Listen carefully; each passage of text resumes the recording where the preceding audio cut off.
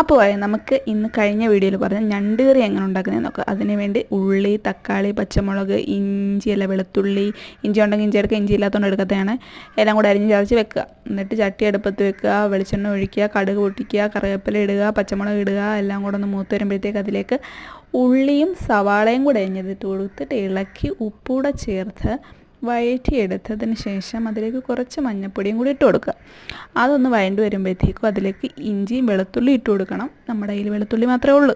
എന്നിട്ട് അതിലേക്ക് മല്ലിപ്പൊടി ഇട്ട് കൊടുക്കുക, മുളക് പൊടി, കുറച്ച് മസാലപ്പൊടിയും കൂടി ഇട്ട് നന്നായിട്ട് ഇളക്കിയതിന് ശേഷം അതിലേക്ക് കുറച്ച് കുരുമുളക് പൊടിയും കൂടി ഇട്ട് നന്നായിട്ട് ഇളക്കി തക്കാളി ഇട്ട് വെള്ളം ഒഴിച്ച് ഇളക്കി ഇതുപോലാക്കി എടുക്കുക. എന്നിട്ട് ഞണ്ടും അതിൻ്റെ അകത്തൊരു വെള്ളമുണ്ട്, ആ സംഭവം കൂടെ ഒഴിക്കണം.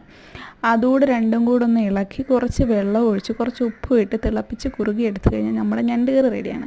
അപ്പോൾ ചാനൽ കാണുന്നത് ലൈക്ക് ചെയ്യുക, ഷെയർ ചെയ്യുക, സബ്സ്ക്രൈബ് ചെയ്യുക, ട്രൈയും ചെയ്യുക. അപ്പോൾ ടാറ്റാ ബൈ ബൈ.